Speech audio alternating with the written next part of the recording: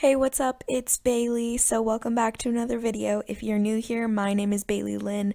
I make lifestyle and mystery slash unsolved videos. So, subscribe if you like anything that you see today because there's going to be a lot more of mystery and unsolved videos. So, for today's topic, we're going to be covering the odd death slash disappearance, depending on which theory you believe, of the Sodder children. So, comment down below if you guys like this kind of setup for videos because I don't really have lighting yet and it comes out super bad because I'm always filming these at midnight. So on December 24th in Fayetteville, West Virginia, Christmas Eve, 1945, a fire broke out in the Sodder home.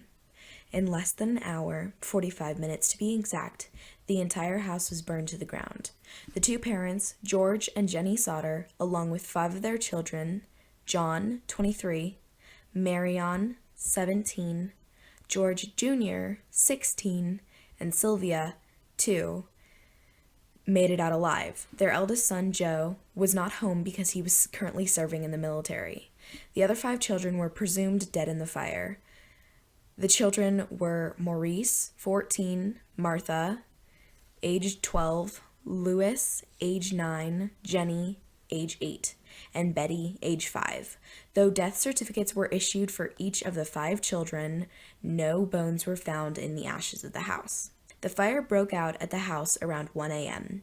When George got out of the burning house and noticed 5 children missing, he went inside to rescue them. When the staircase was engulfed in flames, he ran for the ladder that always leans up against the house, which was inexplicably missing.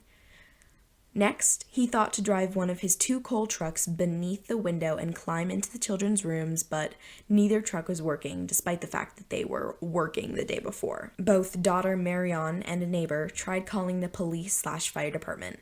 The lines had been burned, and the Sodder and the neighbor could not get an operator on the line.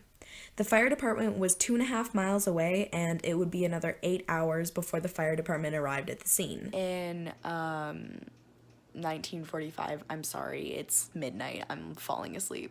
But honestly, no, I'm not. This case is so interesting. We don't we don't talk about her, but can we talk about how it took 8 hours to drive 2.5 miles? Like, in that time, George and Jenny probably could have gone to the police, been like, yo, what's up, our house is on fire, can you do something, somebody like cut our lines and our children are missing.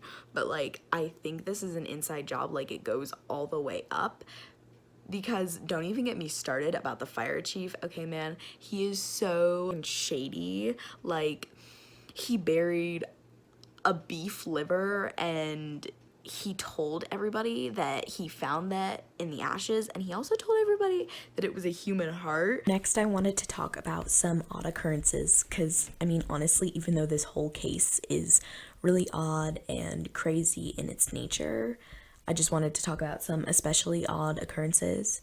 A few months before the fire, a stranger appeared at the house looking to pick up some work.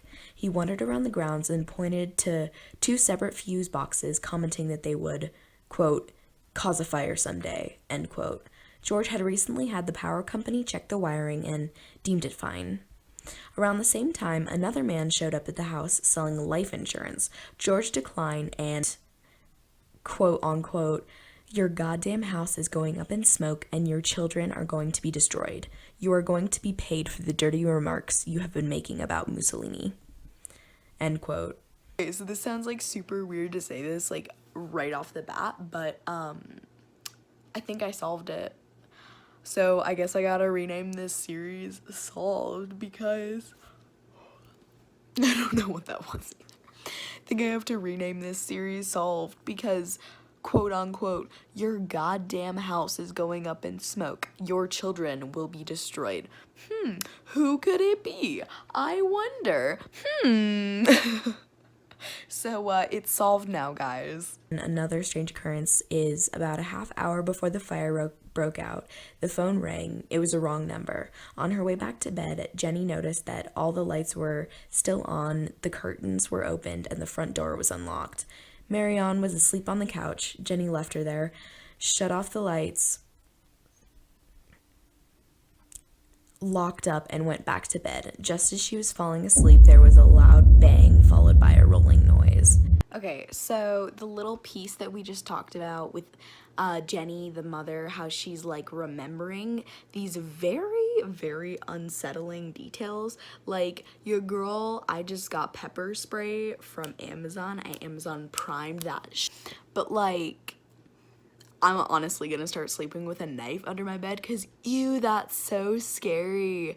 But if you guys don't remember, Jenny remembers seeing all these like creepy things, like the door was open, the blinds were open, the lights were on. I guess she maybe just because she was a mom, she just kind of like assumed, because she found her 17-year-old daughter, so she probably just assumed, oh shoot, my daughter did some stuff, and then she like cleaned it all up super quickly and she went to sleep, and then she hears like this big thing. But the most important piece that I want to settle on is that firstly the door is unlocked. But like I was saying earlier, a lot of theories, just kidding, not theories, me, I'm a hashtag inventive theorist.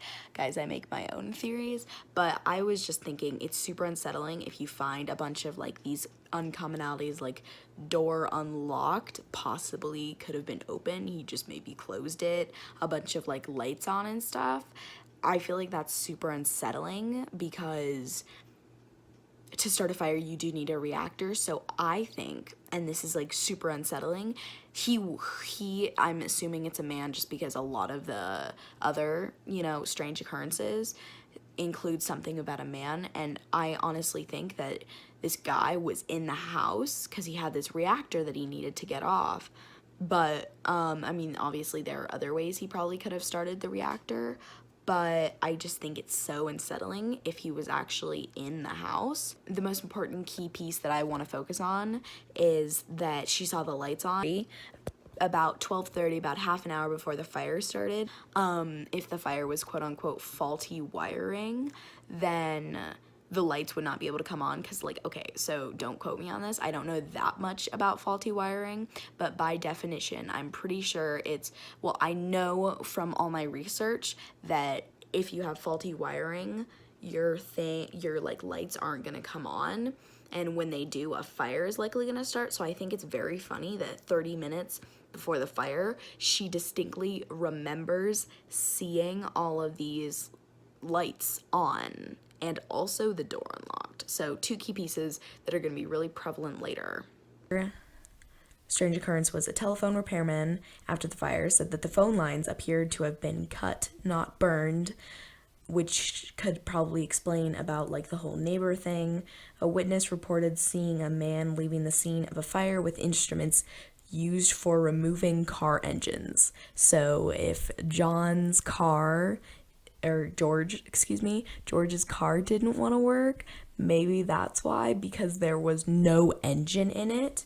And there's a lot of these strange occurrences with like these men that are just kind of like around the children and too close for comfort when you know kind of like what happened to the children. And then a few days after the fire, Sylvia, the 2-year-old, at the time of the fire, found a hard rubber object in the yard, which the mother, Jenny, who again heard that rolling noise on the roof, assumed that this was the noise that she heard on the roof. George identified it as a napalm pineapple bomb. So if you don't know what a pineapple bomb, then you are lucky. A pineapple bomb is basically just a grenade. What it is you just pull the pin out of it and then you throw it, and it has a blast radius of 50 feet. So that's going to be crucial in the theories, but I think it's just kind of funny that they identified a pineapple bomb that was kind of like used. So let's get into the theories. So the first theory is that the children were killed in the fire due to smoke inhalation and burning alive. So even though this theory is not widely believed, most posit that the strange occurrences like the missing ladder, phone lines being cut, the lights being on lead to theory number 2. So theory number 2 is that the children were taken. After the accident, no bones were found. Jenny started doing some experimentation with different types of animal bones. When set on fire, bones still remained. She even talked to a morgue employee who confirmed her suspicions. Even after bodies are confirmed her suspicions. Quote, even after bodies are cremated for 3 to 4 hours at 2,000 to 3,000 degrees Fahrenheit, bones still remain. If a fire burns for 45 minutes, barely, then it will likely not get hot enough to fully cremate the bones, let alone damage. If a fire burns for 45 minutes, if a fire burns for 45 minutes barely, then it will likely not get hot enough to fully cremate the bodies, let alone damage bones.